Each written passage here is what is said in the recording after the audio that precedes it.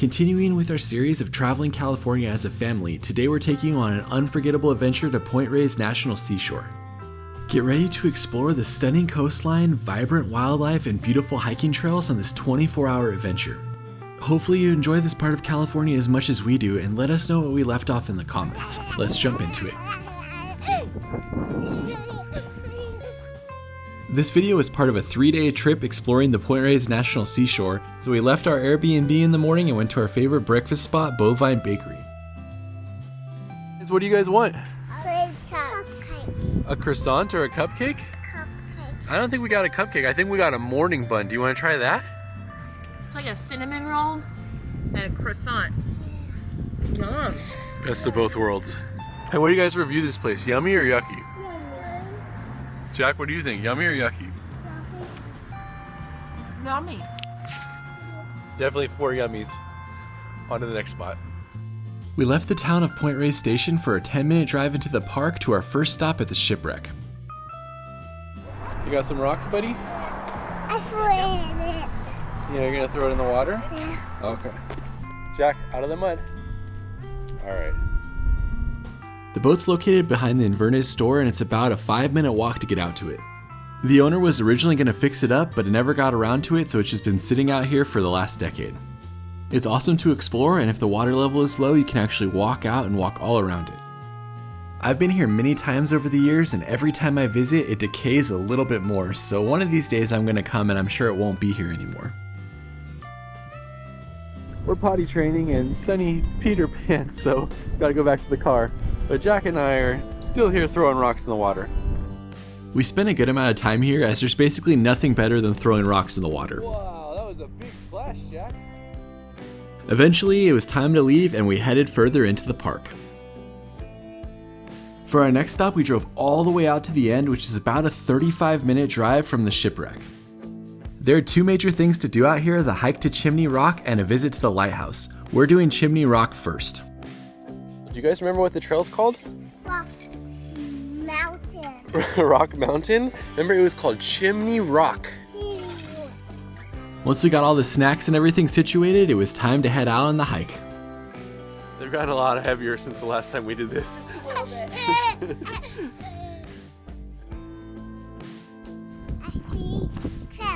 A clouds? Wow. Where's the dragons at? Do you see any? Oh, what? There's a dragon in that tree, buddy. The hike to Chimney Rock is great for the whole family as it's about 2 miles round trip with 250 feet of elevation gain. Do note that if you do this hike with young children, there are some areas that have really big drops, so be sure to watch them if you let them run around. After about a half mile, you'll see the historic Point Reyes lifeboat station that was built in 1927. Hey Jack, what do you think the seals are saying to each other? Yeah? As we started to gain elevation, the views looking back were amazing and we even saw a bunch of deer. Eventually the trail crests a small hill and you walk down all the way to the end. Oh, we lost one on the trail. Oh, no, I wasn't sleeping. I was enjoying the trail, huh, Sunny? One's asleep and one wants to see every sign that we've passed. Unauthorized trail, dangerous cliffs. The views from out here are stunning with a rock arch below you and massive cliffs on both sides. If you look closely, you can often see some seals playing on the beach below you as well. We saw a really big one who was getting in the water to go for a swim.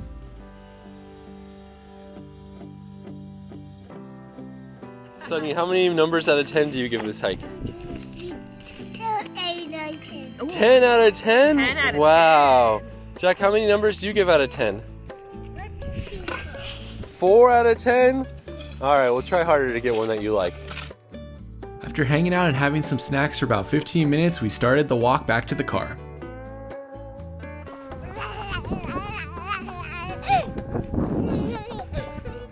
Once you finish Chimney Rock, if you're up for it and it's open, head out to the historic Lighthouse.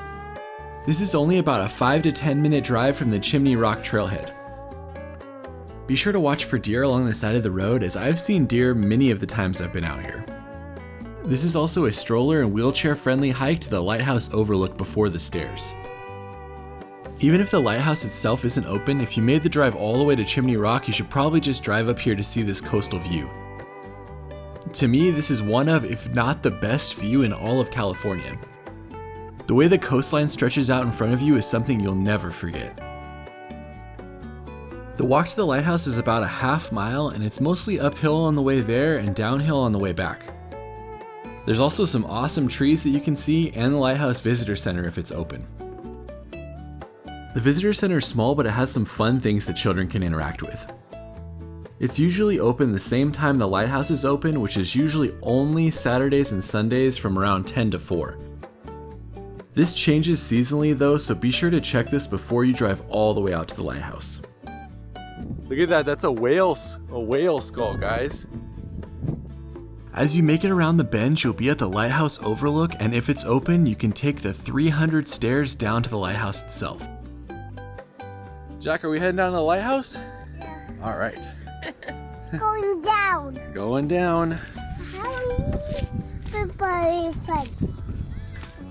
The stairs don't seem like much on the way down, and the views continue to get better as you descend, but don't underestimate the stairs on the way back up.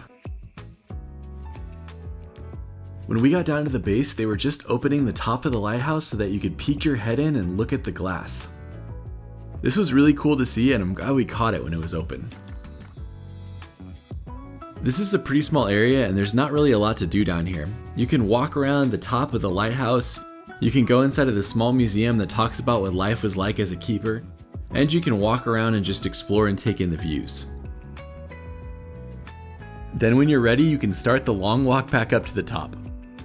Look at these big climbers, wow! There's even numbers on the stairs that tell you how many you have left. As we ascended, the coastal fog moved in and you could barely even see the lighthouse anymore. As you hike up, there are multiple areas where you can walk off to the side and sit down and relax for a few minutes before continuing on. After making it back up to the top, we couldn't even see the lighthouse anymore because of the coastal fog, and we started the walk back to the car. Of course, you have to take in that amazing view one more time before you continue on. Hey Sunny, did you have fun hiking? Yeah. Okay, we're gonna go see the elephant seals now. Leaving the lighthouse behind, it was about a 20-minute drive out to Drake's Beach, and we even saw some elk along the way. Why should we see the elephant seals when we can just dance in the car? During the winter, they often close the beach for elephant seal breeding, and you can only look at them from afar. Jack, look, it says that there's 10 seals that are male, 25 female, and 43 little baby seals.